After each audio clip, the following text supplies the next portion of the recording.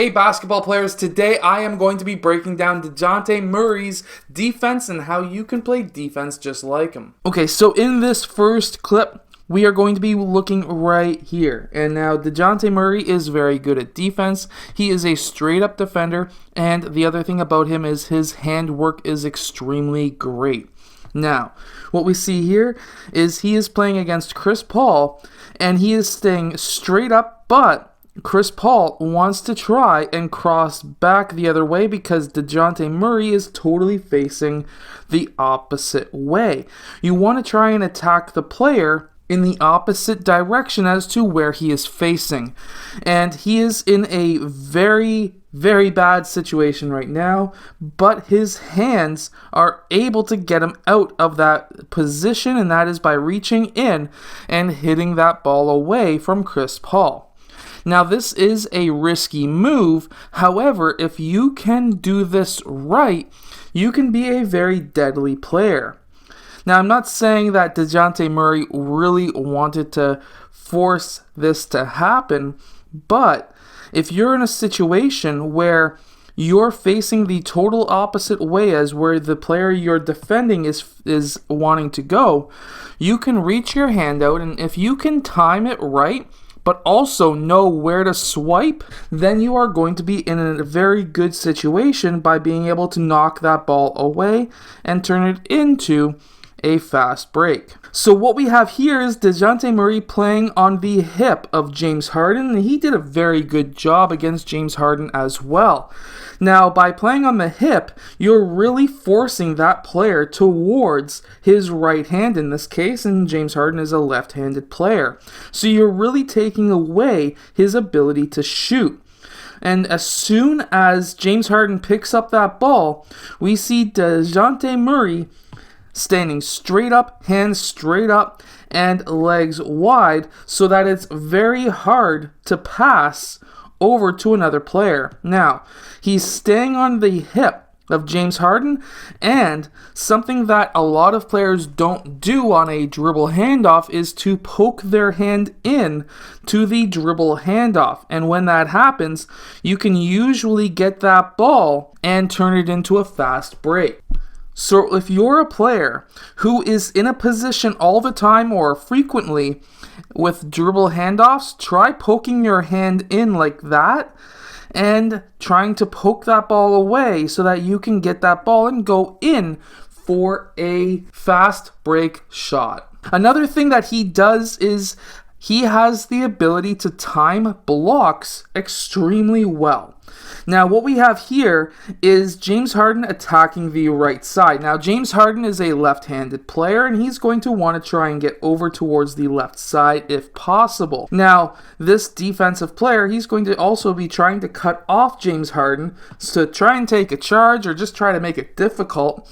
And James Harden decides the last second to go towards his left side. And because Dejounte Murray is now trailing on that left side, which is smart because this player would have had the right side, he was able to take the left and block that shot. Now, this is just a really weak play for LA, but they were doing a dribble handoff, but he was then passing that ball early in that dribble handoff to try and have that player cut back and cut baseline.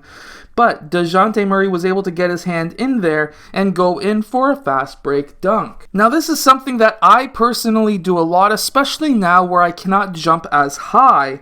But Dejounte Murray does do here is the player is driving and brings that ball right in front of him. He doesn't keep it high.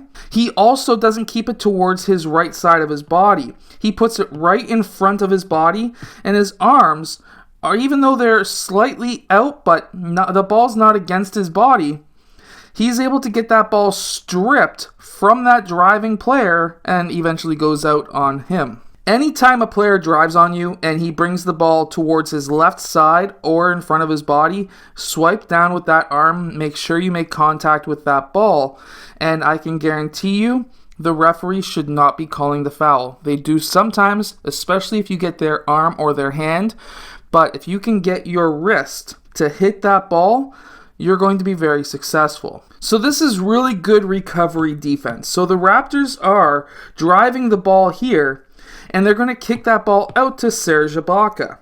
Now, when they kick that ball out to Serge Ibaka, a lot of teams, and Dejounte Murray knows this, especially the Raptors, they like to make that extra pass, in this case for Terrence Ross, to bang that three.